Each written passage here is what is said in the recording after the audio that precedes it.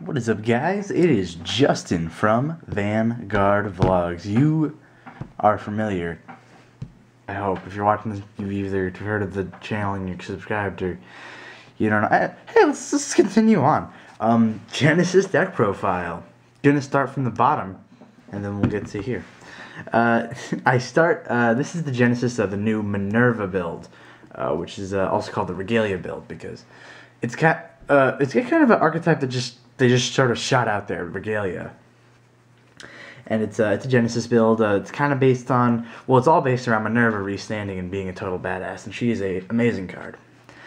Starting from the starter, I use Vivid Rabbit, which is the Counterblast 1, put this into the soul, top 5 cards for a grade 3. 2 reasons why I use this one.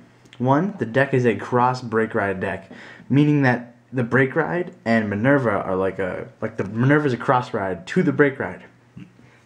So she's very strong, so you're always going to want to have both at least. The other reason is that even if you don't find one, it's a free soul charge for only a 4K booster. Most of the time not going to make that much of a difference. Another thing that's awesome you can do with it is you shove her into the soul, and if you just get on an extra one of the Break Ride, or you soul charge it, or things can happen.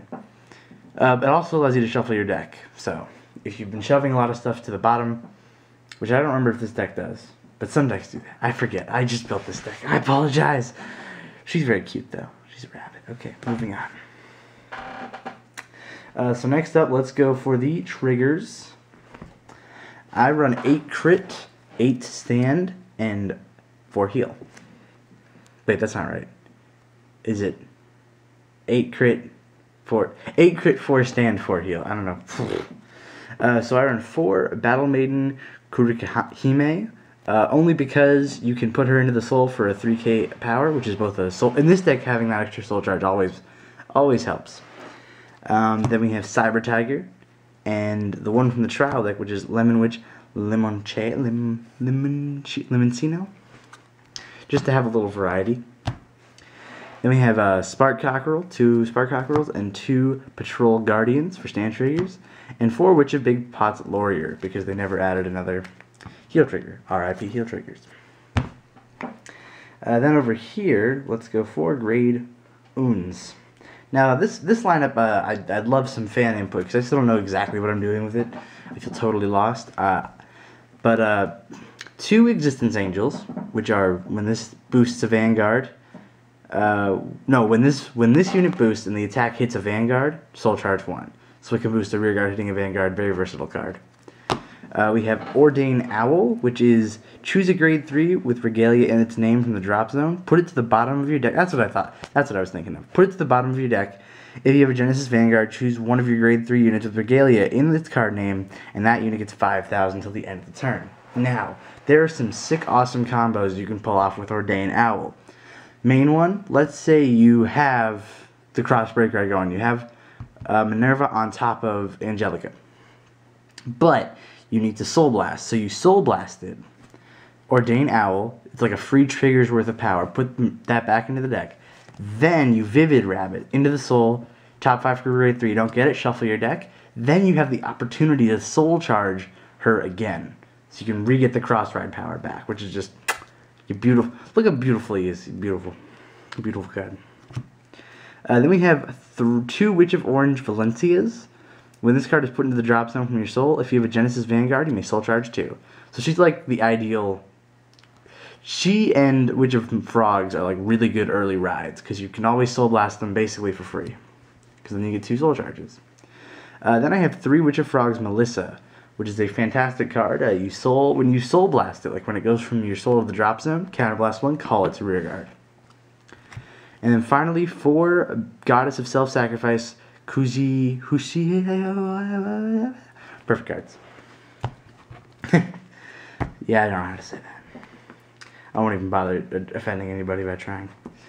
Ooh, Jesus. See, guys, I'm terrible. Like, comment, subscribe if I'm bad at that. Grade 2 lineup. We got 4 Goddess of the Trees Jupiter. She's the 12k attacker, as long as your Vanguard has Regalia in the name, which by the time you hit grade 3, it will. Always. Because both the grade 3s have Regalia. Then we have Witch of Chamomile Ravens. Witch of Ravens Chamomile. Same as Witch of Frogs Melissa. When you Soul Blast her, Counterblast 1, call her a rear guard. So basically, when you Soul Blast to when you Soul Blast from Minerva's effect, you can call a full row if you have enough, which is fantastic. And then finally, 3 Witch of Grapes Grappa. She's the same as Witch of Oranges. When you Soul Blast her, Soul Charge 2. And finally for the grade 3 lineup, and this is like the non-negotiable part of the deck. The other parts I'm still playtesting. But as far as this goes, we only have these 2 cards. 4 of the Break Ride from the trial deck, Regalia of Wisdom Angelica. When a Genesis rides its unit, pay the cost, which is Soul Blast 3. If you do, draw 2 cards, choose your Vanguard, and that unit gets plus 10,000. And when she attacks on her own Soul Charge 1, gain 1,000. But then, from BT14, we have the beautiful Omniscience Regalia Minerva from the sleeve fame. Her effect, which is a Limit to Breaku, Counterblast 1, Soul Blast 3, choose 3 Genesis from your hand and discard them. At the end of the battle, this unit attacks, you may pay the cost. If you do, stay in this unit, it gets 5,000 power until the end of the turn. It can only be used once per turn. She also gets 2,000 power when Angelica is in the soul. Now, restanding Vanguards are a big thing. Mainly because the first time, I mean, there have been older ones, but the first time one came out in like the more recent Series 3 format was Descendant. And Descendant was so good they limited him to 2 for a while, which never surprised me. But now that they've come back, the 2 most prominent ones are Minerva and Raging Form.